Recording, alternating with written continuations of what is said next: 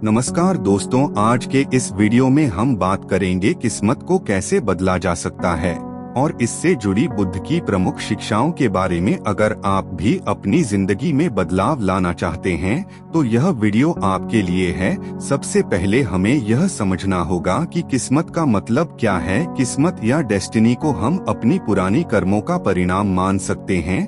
बहुत से लोग समझते हैं कि किस्मत एक ऐसी चीज है जो हमारे नियंत्रण से बाहर हो है, लेकिन बुद्ध की शिक्षा कहती है कि किस्मत हमारे अपने कर्मों पर निर्भर करती है। बुद्ध कहते हैं हम जो भी करते हैं वही हमारी किस्मत को बनाता है, यानी कि अगर हम अच्छे कर्म करेंगे तो हमारी किस्मत भी अच्छी होगी। बुद्ध का यह भी कहना था कि हमारे विचार और भावनाएं हमारे कर्मों को प्रभावित करती हैं और इस तरह हमारी किस्मत भी बदल सकती है। बुद्ध ने 4 आर्य सत्य दिए थे जो किस्मत को समझने में मददगार है। दुख जीवन में दुख है और यह सभी का अनुभव है। दुख का कारण हमारे इच्छाएं और मोह जो दुख का कारण बनते हैं। दुख से मुक्ति, अगर हम अपने मन को शांत करें और अपनी इच्छाओं को नियंत्रित करें तो दुख से मुक्ति मिल सकती है। मार्ग बुद्ध ने एक मार्ग दिखाया था जिसे हम अपनाकर अपनी किस्मत को बदल सकते हैं।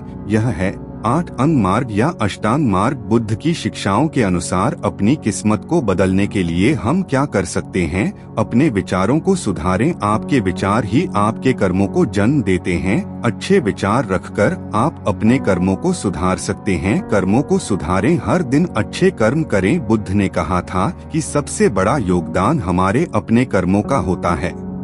संतुलित जीवन जी, मध्यम मार्ग अपनाएं, यानी ना अधिक इच्छाएं रखें ना ही पूरी तरह से त्यागी जीवन। जिस संतुलन से ही सच्ची खुशी मिलती है। समझदारी से निर्णय ले। जीवन में हर निर्णय के पीछे बुद्धिमानी होनी चाहिए ताकि आप अपनी किस्मत को सही दिशा में बदल सके। भगवान बुद्ध ने सम्यक आचरण का पालन करने की शिक्षा दी है। यदि हम दूसरों के प्रति दया और करुणा दिखाते हैं और अहिंसा का पालन करते हैं तो हमें शुभ फल मिलते हैं। कर्म का सिद्धांत यह सिखाता है कि हम जो भी करते हैं वह हमारे जीवन को प्रभावित करता है।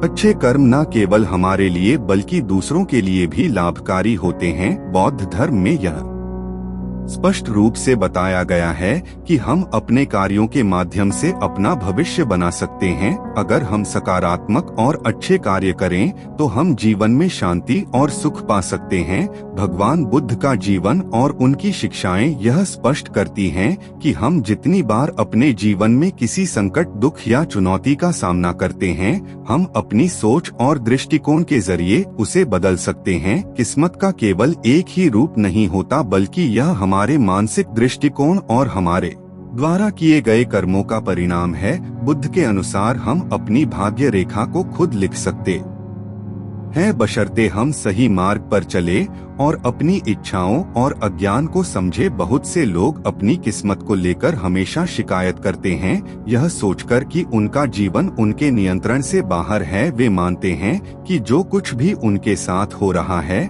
वह किसी ऊपरी शक्ति या संयोग का परिणाम है, लेकिन बुद्ध ने इसे सिरे से नकारा। उनका मानना था कि जीवन में घटनाएं उस क्षण की परिस्थिति, समाज या भाग्य से नहीं बल्कि हमारी सोच और हमारे कर्मों से आकार लेती है। जब एक व्यक्ति अपनी कठिनाइयों का सामना करता है तो वह खुद को दुखी, निराश या भाग्यहीन महसूस कर सकता है, लेकिन बुद्ध के अनुसार ऐसी स्थिति में हमें खुद को जानने की आवश्यकता होती है, क्योंकि हमारी सोच और मानसिक स्थिति ही हमारे जीवन को बदलने की क्षमता रखती है।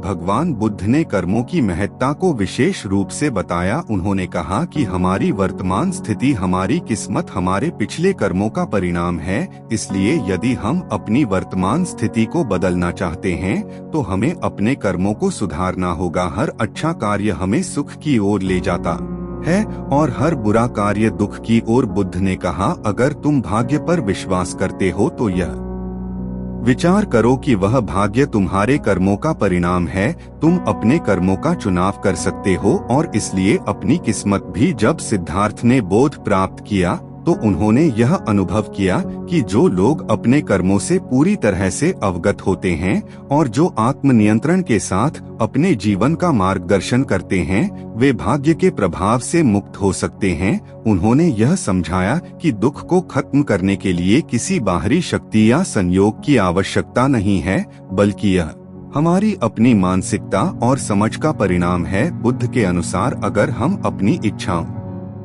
को नियंत्रित करें और आत्मा की शुद्धि की दिशा में कदम बढ़ाएं, तो हम अपने जीवन को सकारात्मक दिशा में मोड़ सकते हैं। जब सिद्धार्थ ने बोध प्राप्त किया और बुद्ध बने, तब उन्होंने यह समझाया कि दुख और हमारे कर्मों का तंत्र जीवन का अभिन्न हिस्सा है, लेकिन उन्होंने यह भी बताया कि हम इस तंत्र से मुक्त हो सकते हैं। यह मुक्ति किसी बाहरी शक्ति द्वारा नहीं, बल्कि हमारी अपनी जागरूकता, आत्मनिरीक्षण और सही कार्यों द्वारा प्राप्त होती है। बुद्ध ने यह भी बताया कि हमें हमेशा अपने कर्मों का ध्यान रखना चाहिए। हमें यह समझना चाहिए कि जो हम सोचते हैं, बोलते हैं और करते हैं, वही हमारी भविष्य की किस्मत को आकार देगा। हमें अपनी सोच को शुद्ध और सकारात्मक बनाना चाहिए ताकि हमारे कर्म अच्छे हो और हमारे जीवन में शांति और खुशी हो। भगवान बुद्ध के जीवन और उनकी शिक्षाओं का सार यह है कि हम अपने कर्मों और मानसिकता के माध्यम से अपनी किस्मत को बदल सकते हैं। चाहे जीवन में हम कितनी भी कठिनाइयों का सामना करें, हमें यह याद रखना चाहिए कि हमारे कर्म, हमारी सोच और हमारा दृष्टिकोण ही हमारे जीवन की दिशा तय करते